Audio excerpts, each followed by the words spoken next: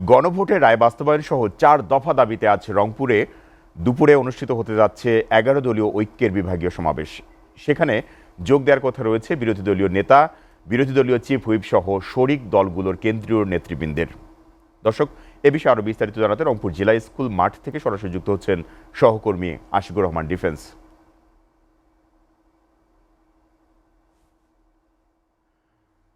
আপনার কাছে জানতে চাই, বিভাগীয় সমাবেশের প্রস্তুতি আপনি কেমন দেখছেন? সেখানে নেতাকর্মীদের কিরকম ভিড় জমছে এবং তারা আসতে শুরু করেছেন কিনা, বিস্তারিত জানাবেন। সোহেল রানা, আজ দুপুর ২:৩০টায় এই বিভাগীয় সমাবেশটি শুরু হওয়ার কথা রয়েছে। আপনি যেমনটি বলছিলেন যে এই বিভাগীয় সমাবেশটি হচ্ছে ৪ দফা দাবিকে ঘিরে, অর্থাৎ ৪ দফা দাবির এই দাবিতে এই ১১ দলীয় ঐক্যের এই রংপুর বিভাগীয় সমাবেশটি আজকে অনুষ্ঠিত হবে। আপনি যেটি জানতে চেয়েছেন যে আসলে নেতাকর্মীদের মধ্যে কি রকম, আমরা দেখেছি যে বিভাগ জুড়েই কিন্তু ব্যাপক প্রচারণা চালানো হয়েছে এবং গতকাল বিকেলে এই ১১ দলীয় ঐক্যের পক্ষ থেকে একটি সংবাদ সম্মেলনে নেতারা জানিয়েছেন যে তাদের প্রস্তুতি একদম সম্পন্ন হয়েছে এবং এখানে লক্ষাধিকেরও বেশি লোক, নেতাকর্মী এবং স্থানীয় লোকজন এখানে সমবেত হবেন বলে তারা আশা প্রকাশ করেছেন।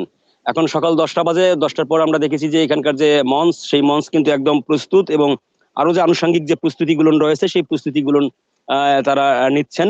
মূলত যে ৪ দফা দাবি, এই ৪ দফা দাবির মধ্যে হচ্ছে যে গণভোটের যে গণরায় সেটি বাস্তবায়ন, তিস্তা মহাপরিকল্পনা বাস্তবায়ন, সীমান্তে যে পুশব্যাক যে সমস্যাটি চলছে সেটির নিরসন সহ বিভিন্ন জনদুর্ভোগ নিরসনের দাবিতেই কিন্তু এই রংপুর বিভাগীয় সমাবেশটি অনুষ্ঠিত হতে যাচ্ছে এবং এই সমাবেশে প্রধান অতিথি হিসেবে যোগ দিবেন বিরোধী দলীয় নেতা ডক্টর শফিকুর রহমান এবং বিরোধী দলীয় চিফ হুইপ নাহিদ হোসেন সহ ১১ দলীয় ঐক্যজোটের যে কেন্দ্রীয় নেতৃবৃন্দ আছে তারাও কিন্তু এখানে আসবেন। আমরা ইতিমধ্যেই দেখছি যে বিভিন্ন স্থান থেকে বিভিন্ন এলাকায়, অর্থাৎ যে এই সমাবেশের আশপাশের যে বিভিন্ন পয়েন্টগুলো রয়েছে সেই পয়েন্টগুলোতেই নেতাকর্মীরা সমবেত হচ্ছেন। হয়তো কিছুক্ষণ পর তারা মিছিল সহকারে দলবদ্ধভাবে এই সমাবেশ স্থলে তারা এসে সমবেত হবেন।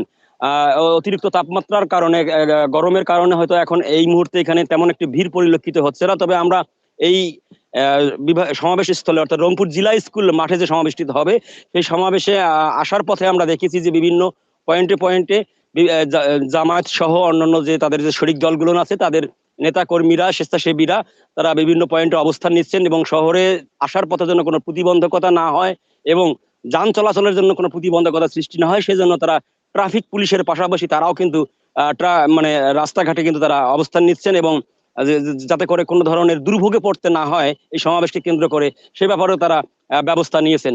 সব মিলিয়ে বলা যায় যে জনদাবিগুলো নিয়ে মূলত এই ১১ দলীয় ঐক্যের আজকের এই বিভাগীয় সমাবেশ, এখান থেকেই মূলত তারা যে দাবিগুলো জানাবেন সেই দাবিগুলো সরকারকে মেনে নেওয়ার জন্য তারা আহ্বান জানাবেন এবং পরবর্তীতে এই দাবিগুলো না মেনে নেওয়া হলে কি করণীয়, কি কর্মসূচি সেগুলো এখান থেকে আসবে। যেহেতু এখানে বিরোধী দলীয় নেতা আসছেন এবং বিরোধী দলীয় চিফ হুইপ আসছেন, অর্থাৎ এনসিপির যে কেন্দ্রীয় যে সভাপতি নাহিদ হোসেন তিনিও আসছেন এবং জামায়াতে ইসলামের যে আমির ডক্টর শফিকুর রহমান বিরোধী দলীয় নেতা তিনিও আসছেন। সুতরাং এখান থেকে অনেক গুরুত্বপূর্ণ বক্তব্য আসবে এমনটি আশা করছেন রংপুর বিভাগের যারা দায়িত্বপ্রাপ্ত নেতাকর্মী রয়েছেন তারা।